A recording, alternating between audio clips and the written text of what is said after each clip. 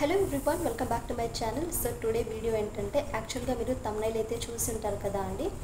After DSC ఎక్కువ marks వచ్చిన వాళ్ళకైతే మనకు వన్స్ అగైన్ అందరికీ కంగ్రాచులేషన్స్ సర్స్ అండ్ మేడమ్స్కు. బట్ మార్క్స్ తక్కువ వచ్చిన వాళ్ళకి మనకు ఇంకా 2 ఆపర్చునిటీస్ అయితే ఉన్నాయండి. యాక్చువల్గా మన చేతుల్లో గట్టిగా ట్రై చేస్తే మాత్రం ఈ 2 జాబ్స్ కూడా మనకు వచ్చే ఛాన్సెస్ అయితే ఉన్నాయి.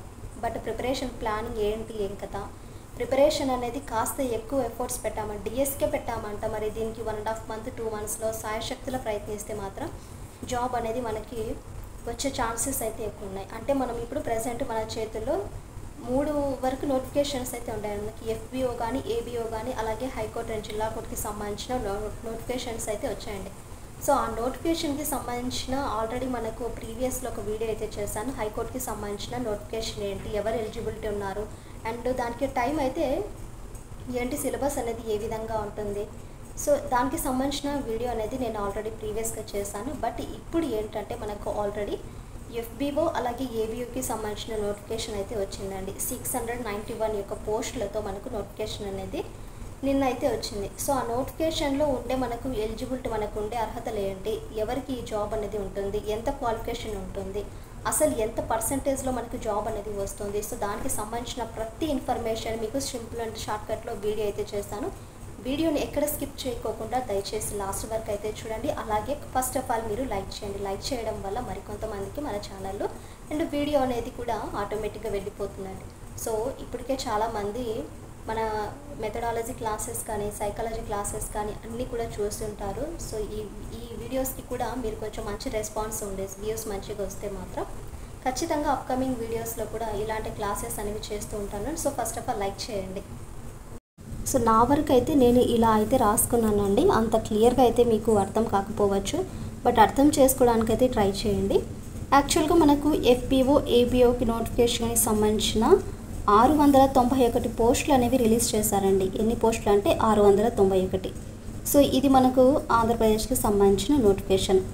ఫస్ట్ ఆఫ్ ఆల్ మనం అప్లై చేయాల్సిన డేట్ చూడాలండి. ఎందుకంటే సమయం అయిపోయినాక చేతులు గుంకాల కాకులు పట్టుకుంటే లాభం ఏంటనేసి జూలై 16 నుండి ఆగస్టు 5 వరకు మనకు అప్లై చేసుకోవడానికి డేట్ అయితే ఇచ్చారు.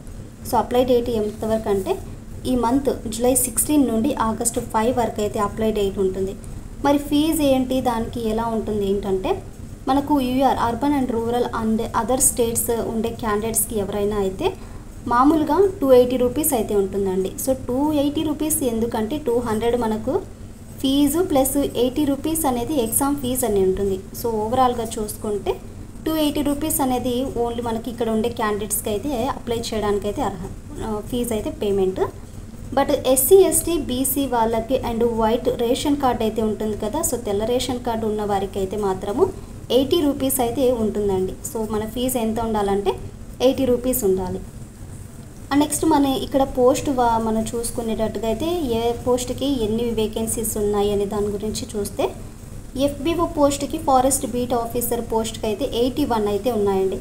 అందులో మళ్ళీ ఫ్రెష్ వేకెన్సీస్ అనేసి 81 ఉన్నాయి.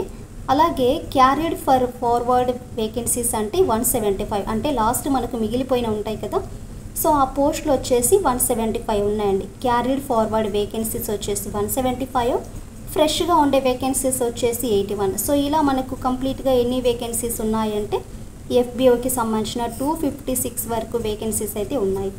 అలాగే ఏబిఓ దానికి చూసుకుంటే ఇక్కడ 60 వరకు ఫ్రెష్ వేకెన్సీస్ ఉన్నాయండి. 60 వరకు ఫ్రెష్ వేకెన్సీస్, అలాగే 375 వచ్చేసి క్యారీడ్ ఫార్వర్డ్ వేకెన్సీస్. ఇలా ఓవరాల్గా చూసుకుంటే మనకు 435 పోస్టులు అయితే ఉండడం అయితే జరిగింది. సో ఈ మొత్తం కలిపి 691.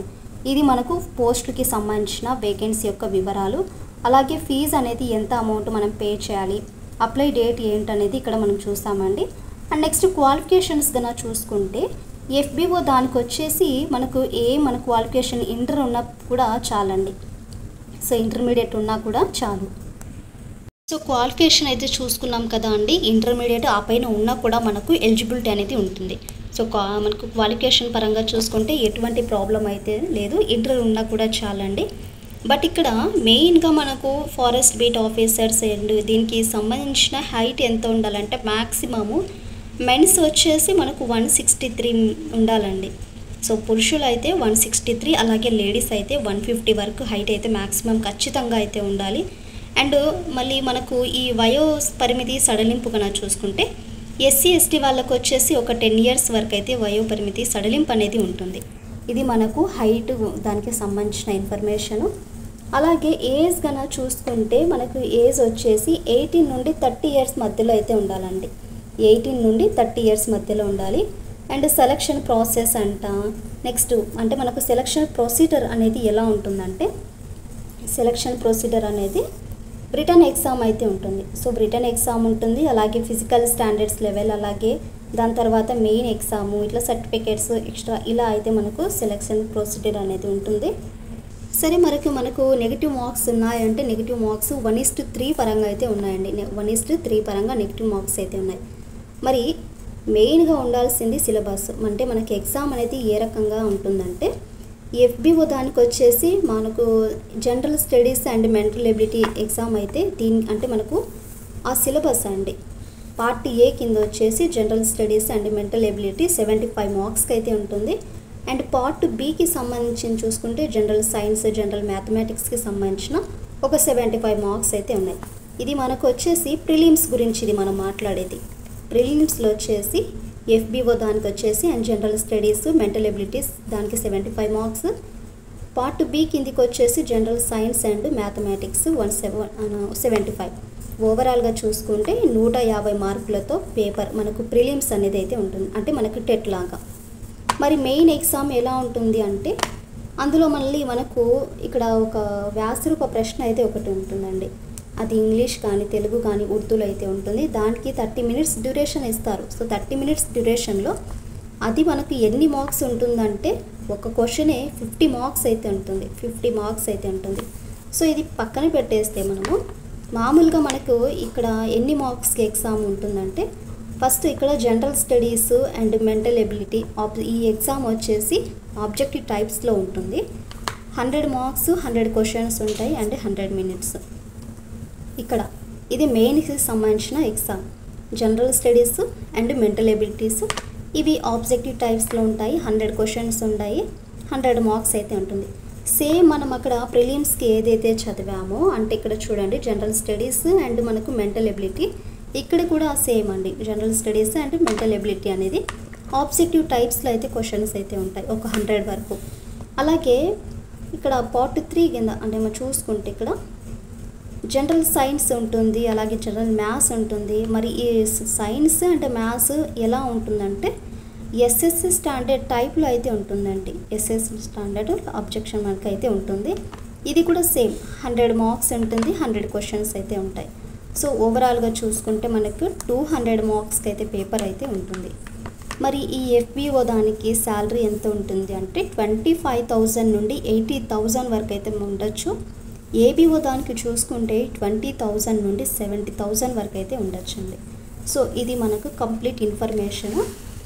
సో మీకు క్లియర్గా అర్థమైందనేసి అనుకుంటున్నానండి. ఇది నేను రఫ్గా అయితే రాసుకున్నాను. యాక్చువల్గా ఇది మీకు ఎవరికైనా తెలియకపోతే వారికి యూజ్ అవుతుందనేసి వీడియో అయితే చేయడానికి అయితే పర్పస్ అండి. మెయిన్గా నాకు తెలిసిన ఇన్ఫర్మేషన్ అయితే మీతో షేర్ చేసుకున్నానండి. సో వీడియోని సేవ్ చేసుకొని, లేకుంటే అలాగే మీకు నచ్చినట్లుగా అయితే మన ఛానల్ని సబ్స్క్రైబ్ చేయండి. దీనికి సంబంధించిన ఇంకా ఏదైనా సిలబస్ ఏంటనే దాని గురించి అయితే మీకు ఇక్కడ ఐడియా ఉంటుంది. ఈ సిలబస్కి చూసుకుంటే మాత్రం గట్టిగా మనం ఒక 40 డేస్ కన్నా కమిట్మెంట్తో బాగా చదువుకుంటే ఇది కూడా ఒక మంచి ఆపర్చునిటీ అనేసి అనుకోవచ్చండి. ఇట్లా మనకు డిఎస్సిలో ఛాన్స్ పోగొట్టుకున్న వాళ్ళకి ఇది మంచి అవకాశం అనేసి అనుకోవచ్చు. సో ఇదండి. ఐ హోప్ మీకు వీడియో నచ్చింది అనుకుంటున్నానండి. వీడియో నచ్చితే please like and share, subscribe to my channel.